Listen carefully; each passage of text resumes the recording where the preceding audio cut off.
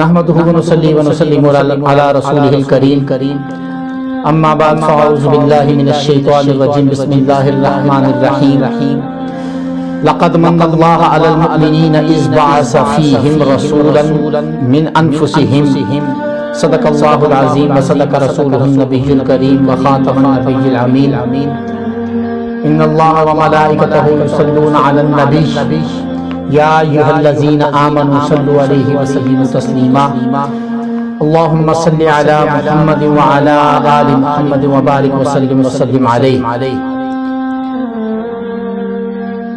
اللہ رب العزت نے قرآن پاک میں ارشاد فرمایا لقد من اللہ علی المؤمنین اذ بعث فیہم رسولا من انفسہم، بے شک اللہ نے مسلمانوں پر بڑا احسان فرمایا کہ انہی میں سے عظمت والا رسول بھیجا ہے.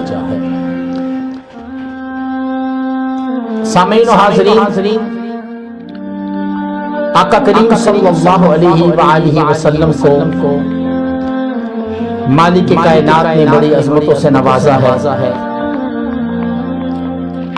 اس پوری کائنات میں رب العزت کے بعد اگر کسی شخصیت کا کوئی مرتبہ اور مقام ہے تو وہ ذات محمد صلی اللہ علیہ وآلہ وسلم ہے.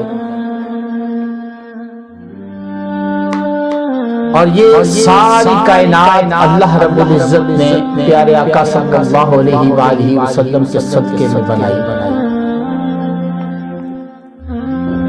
قرآن پاک میں ہم آیت پڑھ چکے لقد من اللہ علی المؤمنین اذ بعث فیہم رسولا من انفسہم، کہ بے شک اللہ نے مسلمانوں پر بڑا احسان فرمایا. اور یہ حقیقت ہے کہ اس سے بڑا کائنات میں ہم پر کیا احسان ہوگا کہ ہمیں تاجدار انبیاء صلی اللہ علیہ وآلہ وسلم کی امت میں پیدا فرمایا. اس سے بڑا کائنات میں ہم پر اللہ رب العزت کا کوئی احسان نہیں ہو سکتا. مالک کائنات نے اپنی بے شمار نعمتوں سے نوازا، رزق دیا، مال دیا، اولاد دی، گھر بار دیا، گاڑیاں دی، اچھا لباس دیا، اچھے سے اچھی خوراک دی، ساری نعمتیں کائنات کی. رب کائنات ہمارے دامن میں رکھ کر بھی احسان نہیں جتلاتا، لیکن ایک چیز کے لیے اللہ رب العزت نے فرما دیا کیا کہ میں نے تم پر بڑا احسان کیا ہے. اور وہ کیا ہے؟ وہ نعمت کائنات کی سب سے بڑی نعمت ہے، اور وہ نعمت ذات مصطفیٰ کی صورت میں عطا ہوئی. 12 ربیع الاول کہتے ہیں پہلی بہار کو. پہلی بہار کی 12 تاریخ حبیب کبریا، امام الانبیاء، بے کسوں کے کس، بے بسوں کے بس، بے سہاروں کے سہارا، بے چاروں کے چارہ، یتیموں کے والی، مسکینوں کے حامی، شفیع المذنبین، رحمت للعالمین، تاجدار عرب و عجم، فخر آدم و بنی آدم، احمد مجتبی محمد مصطفیٰ صلی اللہ علیہ وآلہ وسلم کی جلوہ گری ہوئی. اور اس موقع پر شاعر نے خوب کہا کہ آپ آئے تو رت مستانی ہو گئی، آپ آئے تو رت مستانی ہو گئی، بن دیکھے دنیا دیوانی ہو گئی. اور یہ بات پیارے آقا صلی اللہ علیہ وآلہ وسلم کی ولادت کے حوالے سے کہ یہ جو 12 ربیع الاول کا دن ہے، اکثر لوگ کہتے ہیں، روایت میں آتا ہے کہ اکثر لوگ کہتے ہیں کہ یہ ولادت کا دن نہیں. میں آپ کی خدمت میں ایک حدیث پیش کر رہا ہوں. حضرت جابر رضی اللہ تعالیٰ عنہ، حدیث کے الفاظ ہیں عن جابر بن عبداللہ الانصاری و عبداللہ بن عباس قال ولد رسول اللہ یوم الفیل یوم الاثنین الثانی عشر من شہر ربیع الاول وفیہ بعث وفیہ ارج الی السماء وفیہ حاجر وفیہ مات. اس حدیث پاک میں آپ توجہ فرمائیں، حضرت جابر بن عبداللہ انصاری اور حضرت عبداللہ بن عباس، یہ دو بڑے نام ہیں حضور کی احادیث میں روایت کرنے والوں میں۔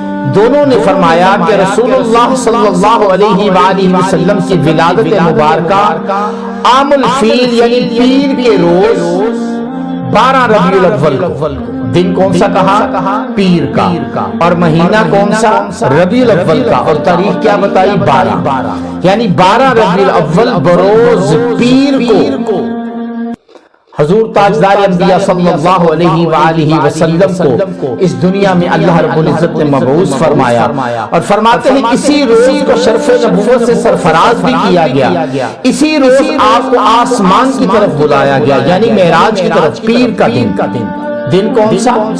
پیر کا، پیر کے دن ہی حضور کی ولادت ہوئی، پیر کے دن ہی حضور کو معراج پہ بلایا گیا، پیر کے دن ہی نبوت کا جو ہے وہ اعلان فرمایا گیا، نبوت سے سرفراز کیا گیا، اور پیر ہی کے دن آپ نے ہجرت فرمائی، اور اسی روز آپ نے اس فانی دنیا سے پردہ کر کے اپنے روضہ انور میں تشریف لے کے گئے، اور یہ پیر کا دن اتنا بابرکت دن گنا جاتا ہے کہ اس کی برکتیں اگر گنوانے لگ جاؤ تو وقت کم ہے۔ آئیے بات کو آگے بڑھاتے ہیں اس انداز میں کہ حضور نبی کریم صلی اللہ علیہ وآلہ وسلم کی ولادت باسعادت ہوئی 12 ربیع الاول کو، اور 12 ربیع الاول ہو کی وصال کا دن گنا جاتا ہے۔ ہم وصال کو اس لیے نہیں سامنے رکھتے کہ ہماری نظر میں تو زندہ ہے بندہ، تو زندہ ہے بندہ میری چشم عالم سے چھپ جانے والے، ہماری نظر میں حضور زندہ ہیں، اس لیے ہم ہر سال 12 ربیع الاول کو جشن مناتے ہیں۔ ہم سے سوال کیا جاتا ہے، بھائی بتائیں علامہ صاحب یہ کیا میلاد حضور نے منایا تھا کہ آپ بھی مناتے ہیں؟ حضور کا عمل ہے؟ تو یہ حدیث سے ثابت ہوتا ہے نبی کریم صلی اللہ علیہ وآلہ وسلم، حضرت عائشہ صدیقہ رضی اللہ تعالی عنہا ام المومنین اس حدیث کے راوی ہیں، آپ فرماتی ہیں کہ حضور تاجدار انبیاء صلی اللہ علیہ وآلہ وسلم ہر پیر کے پیر روزہ رکھا کرتے تھے، ہر پیر کے پیر روزہ رکھا کرتے تھے۔ اب فرماتی ہے میں نے پوچھا آپ پر میرے والدین قربان، آقا یہ کیا بات ہوئی، پیر کے پیر آپ روزہ کیوں رکھتے ہیں؟ آپ نے فرمایا عائشہ اس پیر کے دن اللہ رب العزت نے مجھے اس کائنات میں مبعوث فرمایا، اور اس کے شکرانے کے لیے میں ہر پیر کے پیر روزہ رکھا کرتا۔ میلاد النبی صرف نبی کریم صلی اللہ علیہ وآلہ وسلم نے نہیں منایا۔ میں یہاں مثالیں دینے لگ جاؤں تو صحابہ اکرام کی بے شمار مثالیں ملتی ہیں صحابہ میں سے بھی، میں اگر مثالیں دینے لگوں تو اللہ کے اولیاء کی ناموں کی ایک لمبی لسٹ ہے، بہت ساری مثالیں دنیا میں بڑی پڑی ہیں، لیکن میں بڑی دو مثالیں آپ کو دے رہا ہوں۔ ایک مثال میں نے دی، تاجدار انبیاء صلی اللہ علیہ وآلہ وسلم خود اپنی ولادت کی خوشی میں شکرانے کے طور پہ پیر کے پیر روزہ رکھا تھا، اور اس کے بعد بڑی مثال نبی کریم صلی اللہ علیہ وآلہ وسلم کی ولادت کی خوشی خود اللہ مناتا۔ ہم تو سال بعد میلاد النبی کے مہینے میں میلاد منا لیتے ہیں، ہاں جی، اور اس پہ بھی جو ہے بہت سے اعتراضات اٹھتے ہیں، لیکن دیکھیں اللہ رب العزت بھی میلاد منا رہا ہے۔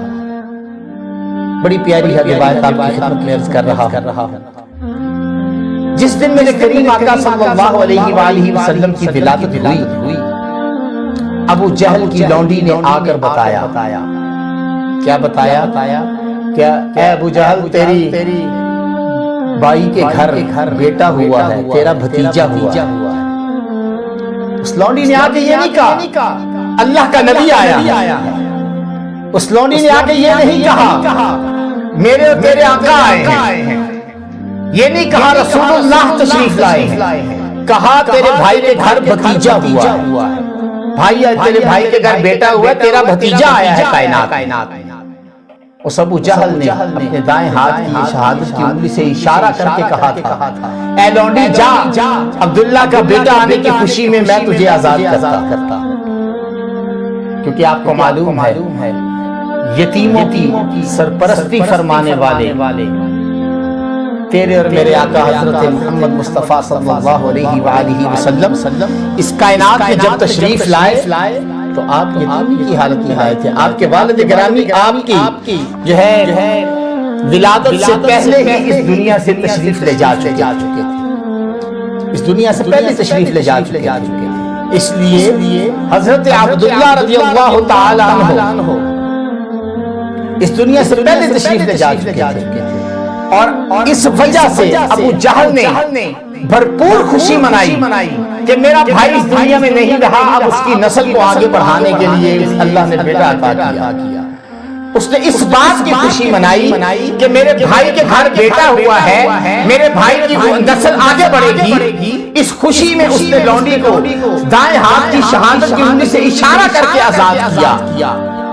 اس کے مرنے کے بعد کریم آقا صلی اللہ علیہ وآلہ وسلم کا ارشاد ہوا کہ دیکھو ہر پیر کے پیر سخت عذاب میں گھرا ہوتا ہے. ابو جہل جہنم کی آگ میں جل رہا ہے، سخت عذاب میں گھرا ہوا ہے، لیکن ہر پیر کے پیر اللہ رب العزت اپنے پیارے حبیب کی دنیا میں آمد کی خوشی منانے کے عوض اسے ہر پیر کے پیر اس انگلی سے راحت عطا کیا.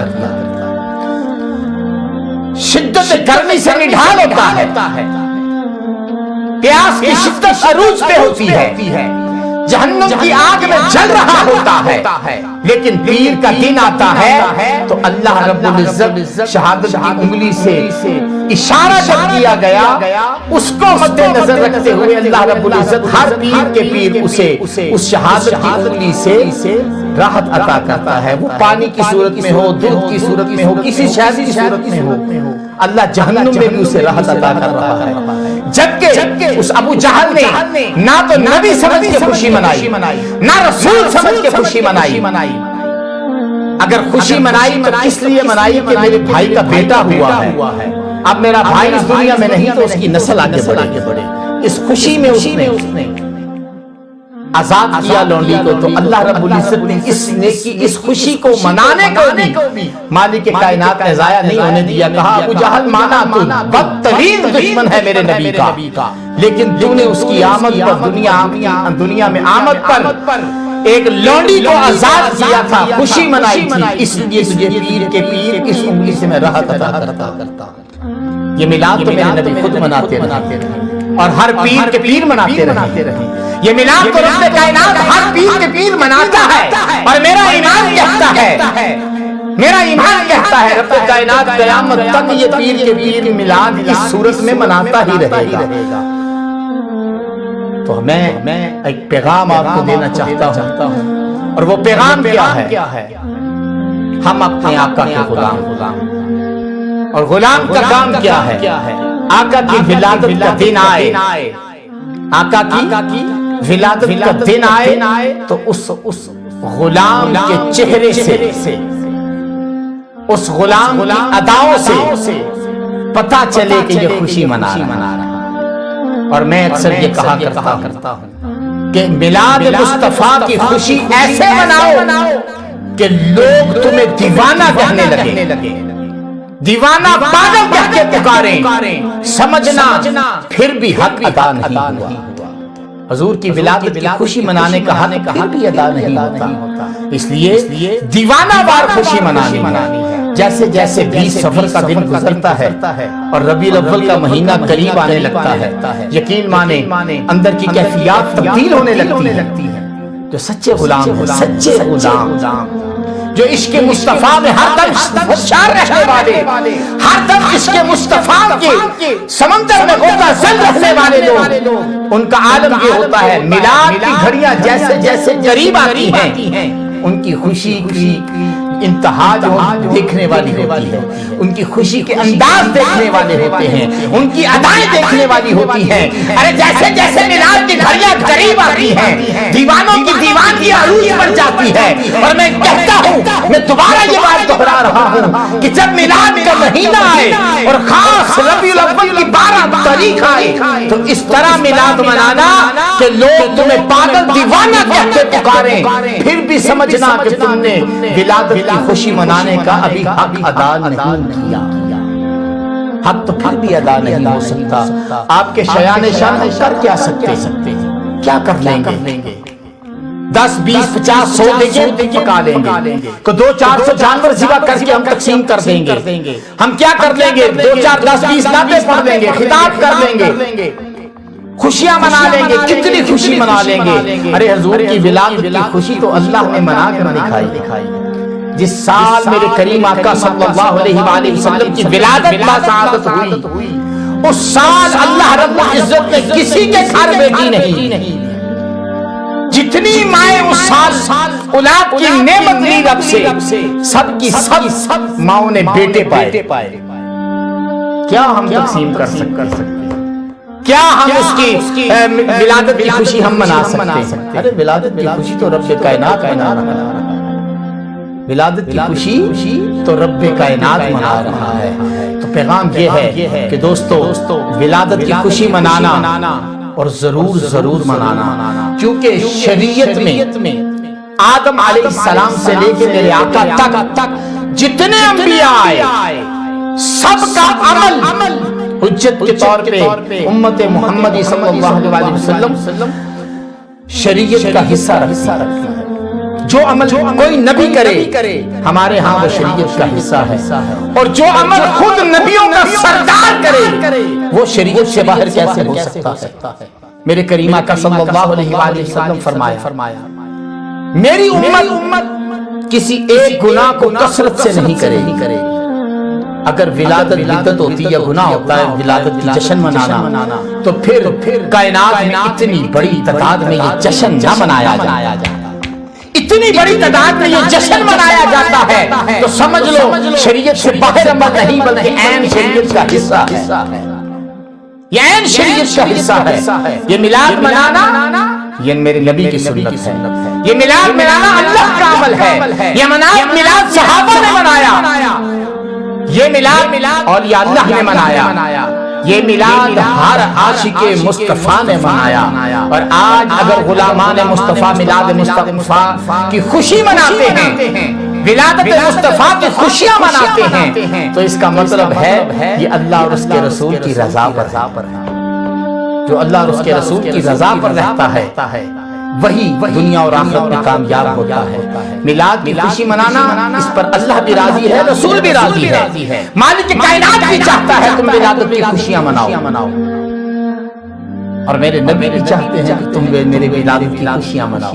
اگر یہ دو ہستیاں اللہ اور اس کا رسول ولادت کی خوشی منانے پہ راضی ہیں تو پھر ہم اس کو ایسے منائیں گے کہ لوگ اگر ہمیں دیوانہ وار پتھر بھی مارے دیوانہ سمجھ کے تو ہم قبول کریں گے، لیکن ولادت کی خوشی دھوم دھام سے منائیں۔ اللہ رب العزت کی بات دعا ہے کہ مالک کائنات ہم سب کو اپنے پیارے حبیب صلی اللہ علیہ وآلہ وسلم ولادت کی خوشی اپنی اوقات سے بڑھ چڑھ کے منانے کی توفیق عطا فرمائے۔ اس کے شایان شان نہیں ہم منا سکتے، جو وہ ذات محمد صلی اللہ علیہ وآلہ وسلم کا مقام ہے، اس مقام کے مطابق ہم ولادت کی خوشی نہیں منا سکتے۔